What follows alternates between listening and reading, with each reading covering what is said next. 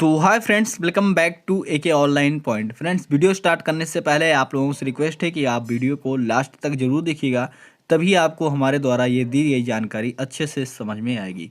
तो सबसे पहले हम आपको बता दें फ्रेंड्स कि बिहार मद्य निषेध विभाग के द्वारा भर्ती जारी की जा रही है। इसके लिए एक लेटर निकल कर आया हुआ है, जैसे कि आप स्क्रीन पर भी देख पा रहे हैं। मैं आपको ये लेटर अभी क्लियर दिखाता हूँ। फिलहाल ये लेटर मैंने टेलीग्राम चैनल पर अपने बहुत पहले ही आपको शेयर कर दिया था, जिसके द्वारा ये बताया जा रहा है कि डाटा एंट्री ऑपरेटर एमटीएस जैसे पदों पर रिक्रूटमेंट निकाली जा रही है मद्य निषेध विभाग के द्वारा। ठीक है, सबसे इम्पॉर्टेंट सवाल यहाँ पर ये उठता है कि ये रिक्रूटमेंट तो निकाली जा रही है, सभी को पता है। आपके पास भी ये लेटर निकल कर आया होगा, आपके पास भी भेजा गया होगा व्हाट्सएप के माध्यम से या फिर टेलीग्राम के माध्यम से आपको मिला होगा, या कहीं पर आप यूट्यूब पर वीडियोज़ भी देख चुके होंगे।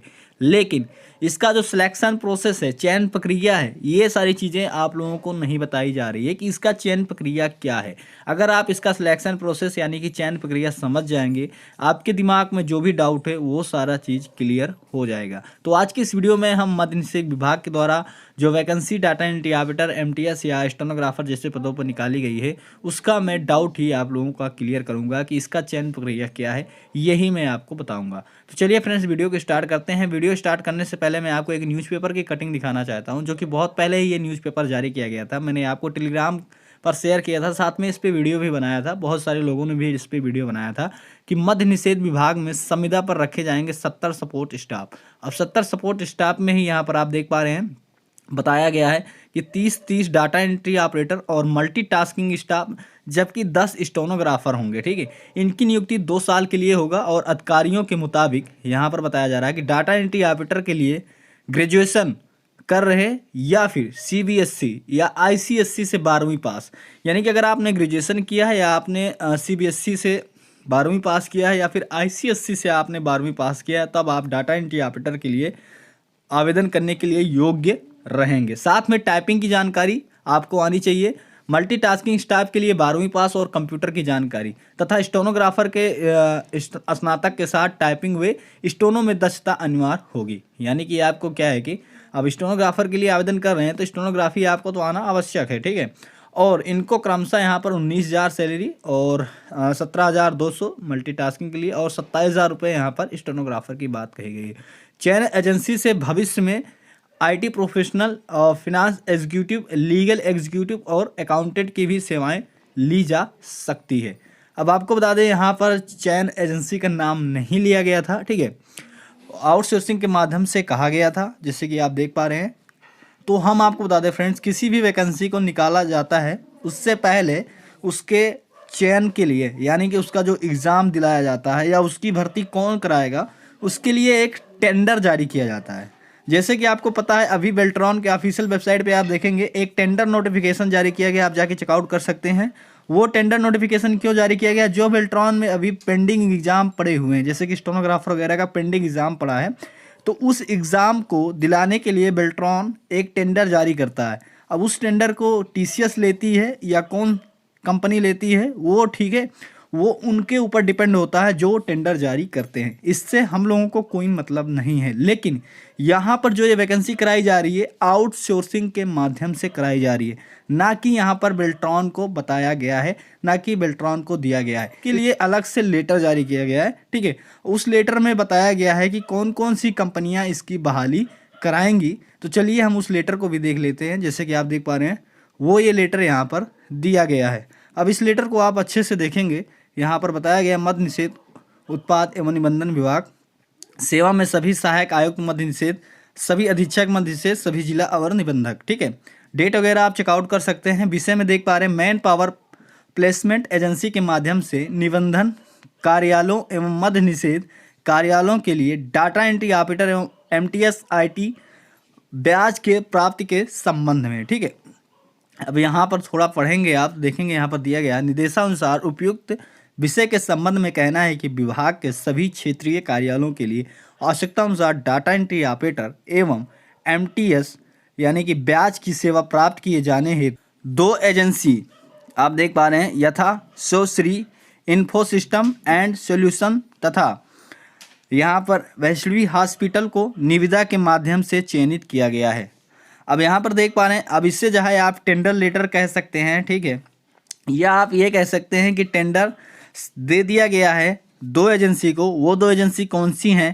पहली है सर्वश्री इन्फो सिस्टम एंड सॉल्यूशन और दूसरी है वैष्णवी हॉस्पिटल। ठीक है, अब आपको बता दें इन दो एजेंसियों के थ्रू आप लोगों का यहाँ पर चयन कराया जाएगा, जो डाटा एंट्री ऑपरेटर है और एमटीएस का। ठीक है, उसके आगे देख पा रहे दिया गया है, उक्त एजेंसियों को निम्न रूप से कर्मियों को उपलब्ध कराने हेतु प्रमंडल आवंटित किए जाते हैं।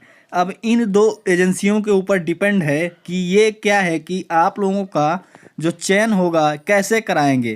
क्या ये अपने वेबसाइट पर विज्ञापन जारी करेंगे, क्या ये इनका क्या सिलेक्शन प्रोसेस रहेगा, ये आपको हम बता दें अभी किसी को नहीं पता है, ना कि इनके वेबसाइट पर फिलहाल अभी सर्वश्री इन्फो सिस्टम एंड सॉल्यूशन की वेबसाइट तो हमें नहीं मिली है, लेकिन वैष्णवी हॉस्पिटल की वेबसाइट मैंने चेकआउट कर लिया है, वहाँ पर ऐसा कोई भी अभी अपडेट देखने को नहीं मिला है कि किसी वैकेंसी से जुड़ी डाटा एंट्री ऑपरेटर या एमटीएस से जुड़ी कोई भी नोटिफिकेशन जारी किया गया हो। ठीक है, अब यहाँ पर देख पा रहे हैं पटना, मगध, भागलपुर, सारण एवं पूर्णिया का जो टेंडर लिया है वो सर्वश्री इन्फो सिस्टम एंड सॉल्यूशन ने लिया है।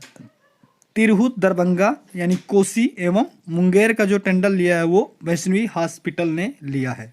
अब आप लोग सोच रहे होंगे कि जब पता नहीं है कि ये विज्ञापन किसके जारी किया गया, किसके वेबसाइट पे, तो मैं वीडियो क्यों बना रहा हूँ, वो भी मैं आपको बताता हूँ।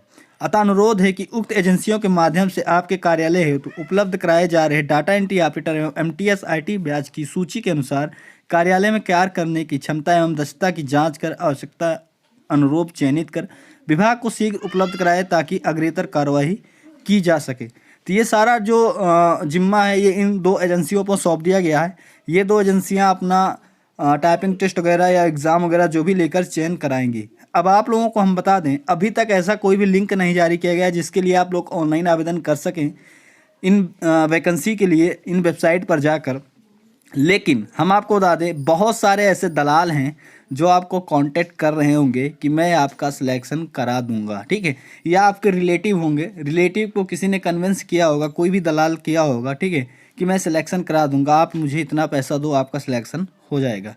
तो मैं बता दूं फ्रेंड्स, इन सब चक्कर में आप बिल्कुल मत फंसिए, क्योंकि यहाँ पर आपको बता दें अगर आप इन वैकेंसियों में काम करना चाहते हैं, ठीक है, इन पद पर काम करना चाहते हैं, तो अभी तो कोई ऑनलाइन लिंक एक्टिवेट नहीं किया गया है कहीं पे फॉर्म भरने के लिए, केवल ये लेटर जारी किया गया है, ना कि कोई फॉर्म निकल कर आया हुआ है।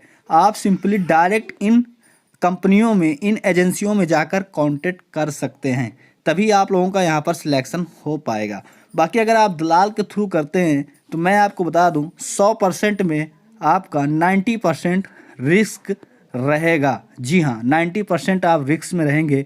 आप ऐसा काम बिल्कुल मत कीजिए, क्योंकि 70 पोस्ट हैं, ठीक है, इनमें बिहार में बहुत सारे कैंडिडेट हैं। अब किसका चयन कौन कर लेगा, इतने पैसे आप लोगों से मांग चलो, वो टेंडर आपको बताएंगे 2 से 3 लाख में आप लोगों का चयन होगा।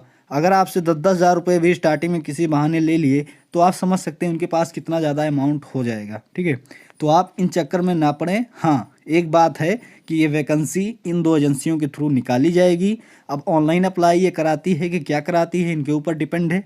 अगर आपको सही और सटीक बिल्कुल जानकारी लेना है कि इसकी आवेदन प्रक्रिया क्या होगी, तो वो आपको इन एजेंसियों के थ्रू जाकर पता करना होगा, तभी आपको सही और सटीक जानकारी मिल सकती है। हम आपको बता दें जो बिहार में सिक्योरिटी गार्ड का चयन किया जाता है, उसका भी कुछ इसी तरह से एजेंसी हायर की जाती है और वो एजेंसियां खुद उन सिक्योरिटी गार्ड का सिलेक्शन कराती है। उसका भी मेरे पास लेटर है, मैं आपको दिखा देना चाहता हूँ वो लेटर। हम आपको एग्जाम्पल के लिए वो लेटर दिखा रहे हैं। आप हमारे टेलीग्राम पे आएंगे, ये आप देख पा रहे हैं, आउटसोर्सिंग के आधार पर सुरक्षा प्रहरी की सेवा उपलब्ध कराने हेतु निविदा आमंत्रण सूचना। तो यहाँ पे भी क्या है कि आउटसोर्सिंग को दिया गया है, ये सुरक्षा प्रहरी उपलब्ध कराने के लिए। ये आप देख पा रहे हैं उस आउटसोर्सिंग की वेबसाइट दी गई है, इन पर आप विजिट करेंगे तो ये भी क्या है कि आवेदन लिए जा रहे हैं, लेकिन वो आउटसोर्सिंग के माध्यम से, डायरेक्ट आप इसमें आवेदन नहीं कर सकते हैं। इन आउटसोर्सिंग कंपनी के माध्यम से ही आवेदन कर सकते हैं। इसके लिए इन आउटसोर्सिंग कंपनी से आपको कांटेक्ट करना होगा, इनके आवेदन प्रक्रिया को जानना होगा कि ये क्या कर रहे हैं, कैसे कर रहे हैं। ठीक है, तो इसमें हम आपको बता दें फ्रेंड्स कि जो इन दो कंपनियों को मद्य निषेध विभाग की वैकेंसी के बारे में दिया गया है आवेदन के लिए या सिलेक्शन प्रोसेस के लिए, ये सरासर बिहार के जो कैंडिडेट है उनके साथ नाइंसाफ़ी की गई है। क्योंकि ये टेंडर ये लोग बेल्ट्रॉन को भी दे सकते थे, अगर बेल्ट्रॉन को देते तो सारी चीज़ें पारदर्शी होती, सबके समझ में आता कि कैसे क्या यहाँ पर सिलेक्शन कराया जा रहा है, ठीक है। या जो इन 2 कंपनियों को दिया गया है, अगर ये 2 कंपनियां ऑनलाइन कराती हैं तो सारी चीज़ें पारदर्शी हो जाएंगी, लेकिन मेरे हिसाब से ऑनलाइन नहीं होने वाला है। ये 2 कंपनियां किस तरह से सिलेक्शन करा लेंगी वो अभी हमें भी नहीं पता है, ठीक है, ना किसी को पता चल भी पाएगा। तो इसलिए आपसे रिक्वेस्ट है कि किसी दलाल के चक्कर में ना पड़ें, डायरेक्ट इन 2 कंपनियों में आप जाके कांटेक्ट करें। बाकी कोई भी इन्फॉर्मेशन निकल के आती है इस वैकेंसी से जुड़ी, इस अपडेट से जुड़ी, मैं आपको वीडियो के माध्यम से सूचित करूंगा। और ये न्यूज़ एंड नोटिफिकेशन आप हमारे टेलीग्राम चैनल से जाकर अभी डाउनलोड कर लें।